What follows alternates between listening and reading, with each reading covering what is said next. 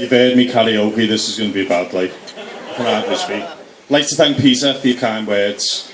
Imagine it must have been hard giving away your only daughter. Although when I saw you, Laura, coming down the aisle, I could have sworn I saw you running in the other direction. I'd like to start by saying thanking you all for coming, especially you, Laura. Laura's my soulmate, the love of my life, and I'm my wife.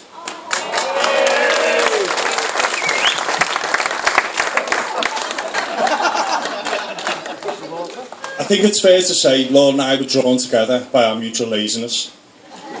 We both like not more than to be sat in front of the TV with a takeaway, and the thought of spending hours getting dressed up just so we can meet a few mates seemed like a complete waste of time, so I hope you appreciate the effort we've gone through today.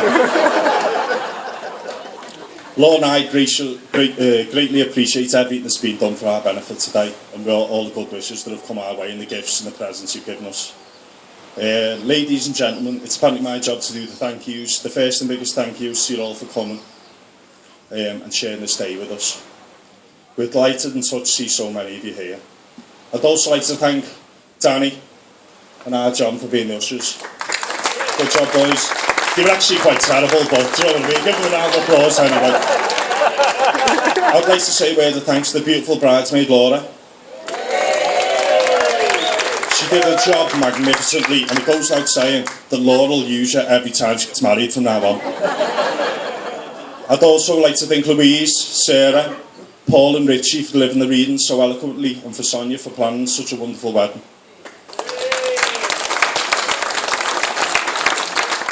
And now, to my new set of parents, what can I say? You've raised Laura to be the most loving, caring, kind-hearted woman a man could hope for, and I'm truly grateful. I owe a big thanks to my mum and dad for helping this day a day to remember, and in return, I can only give you the finest nursing home available. It can change, it can change. Laura told me we're not marrying for better or worse, but for good. I think you'll agree, Laura looks stunning in that magnificent cream dress.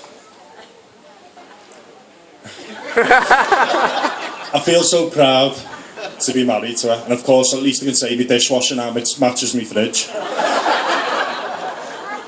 I'll shortly be handed over to Jimmy, but like many best man speeches which are full of sexual innuendo, he's promised me that if anything's slightly risque, he'll whip it out immediately. Now we go to the toasts. I'd like to pose a toast for both sets of parents in recognition for their generous support. With everything we planned, enable us to truly enjoy this day. To Brian, Anne, Peter and Heather. Hey. Go easy on that, I prefer lager. And it's my great pleasure now to thank our bridesmaid Laura. I ask you to raise your glasses and join me in a toast for the bridesmaid Laura. I'll always be here for you. I'm privileged and grateful to have you as my wife. I love you. Thank you for marrying me. Here's to Laura. Raise your glasses. This is the part I'm dreading. And now for the best man. Come to no surprise to any of you, I've known Jimmy all my life. During this time, he's a brother to me.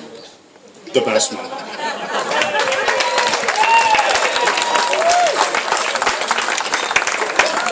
It's okay, it's okay. We're all friends. Before I start, I've been given a card to read of people who couldn't make it. I won't read what's on the card because it's quite long, but Susie, Phil, Katie and Charlotte, Laura, who couldn't make it. Kinsey, Peter, Mason and Arthur. Laura and Paul. Yvonne, Dan and Jack. All the girls from Hooters. In fact, sorry, that was Fernando. My apologies. We're all friends. We're all friends. I'm here all week. Here's my speech. Dear Mum, I've always loved wearing your knickers. That's the wrong speech. Sorry, it's the wrong speech. It's a long speech, sorry Mum, that's for later. I'm just so comfortable.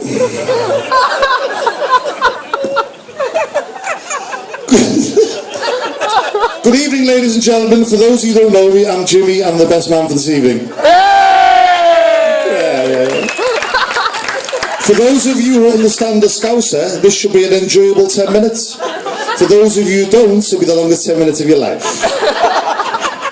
Can I just start off by saying how amazing Heather and Laura look today.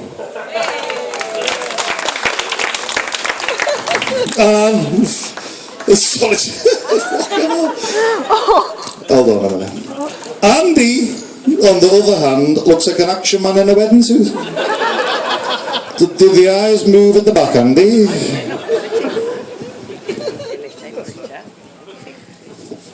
We're all friends.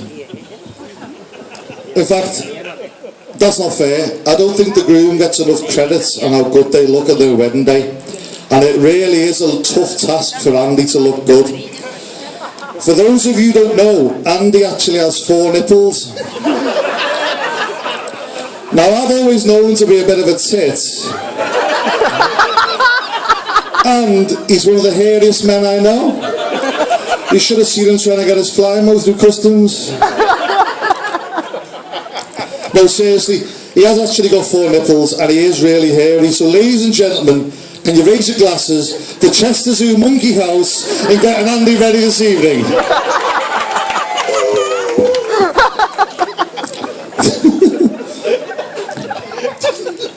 Now, today is a very important day. They both made very special vows together. And we all know Andy was a bit of a player in his past.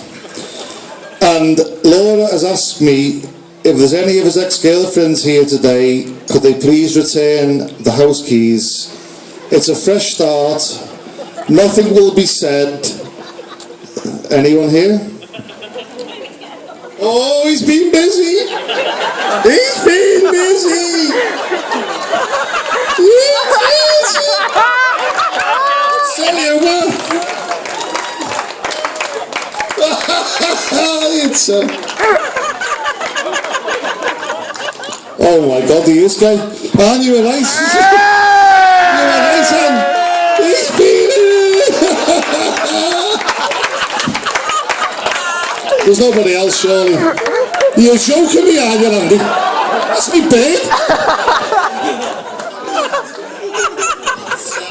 That's absolutely no way. That's me, man. That's me, man, Andy.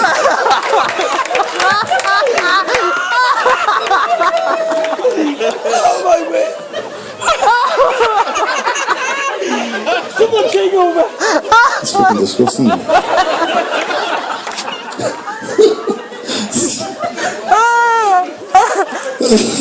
No, seriously.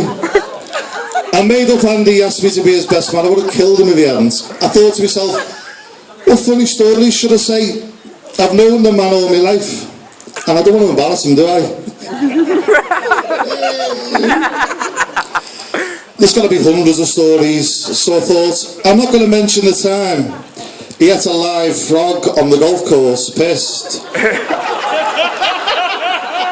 I thought I can't mention that, it's terrible that.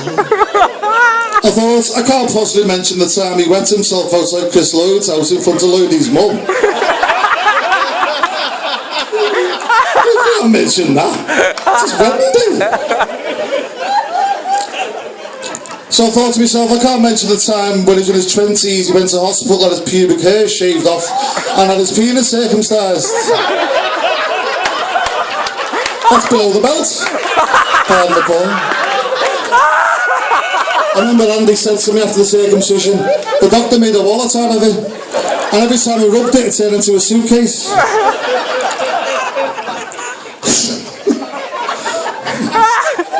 It's terrible, that. So I thought, I'll tell you the time when Andy decided to become a DJ. One of the world's best DJs. So Andy went to DJ lessons, or we used to call it magic class. This is amazing. The problem with magic class was it cost Andy about £2,000. But that didn't bother Andy. He had visions of DJing in all the world's soft clubs, New Brighton, Southport, Wavertree Cricket Club. The list was endless with Andy. So Andy went to his first lesson, but only lasted 30 minutes, because the DJ and teacher had to leave, didn't he, Andy? The second lesson was the same. Andy's £2,000 to become the world's top DJ was not look like a good investment. In the end, the DJ didn't run it. Andy's dreams were shattered. The only tunes Andy had was when he had a cold. No, on a serious note, let's be serious now, it's a wedding. Andy is amazing, he's funny, he's I can't read your writing. I can't read your writing, Andy. I'm joking. When Andy, this is the serious part, when Andy asked me to be his best man, it was a complete honour. I've known him all my life. He's somebody you can trust, and he's got a circumcision. It turns to a suitcase like Aladdin's lamp. He's somebody you can trust, and there's nobody in this room who have a bad word said about him. True. Well, that's genuine now. Honestly, there's no one who said a bad word about Andy. He really is like a brother to me, and I made up he's met such a lovely girl in Laura. It's boss, because I know me and Laura, and Andy and his Laura are going to have many special years together. Oh. Many. Ever since I was a baby, we've been best mates. Anne and Brian were like my second parents, and Johnny O was like my older brother. When we were in Pascal's, I used to go to Andy's mum's for dinner every Friday, and Andy would come to my mum's the Friday after. It was boss because I loved Anne's cooking, but I hated me ma's.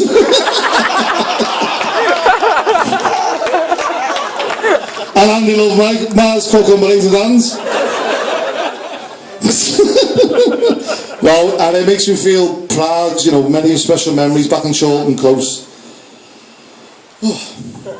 Well, ladies and gentlemen, I hope you've enjoyed my best man speech, because Andy said if I do a good job, I could be the best man at his next wedding. Now, I won't take up any more of your time, because Andy, I know Andy's dying to buy you all of every life. So, ladies and gentlemen, please be upstanding for the bride and groom, Mr. and Mrs. Aldroyd. Yay! Oh, thank you. All bookings are available on the internet.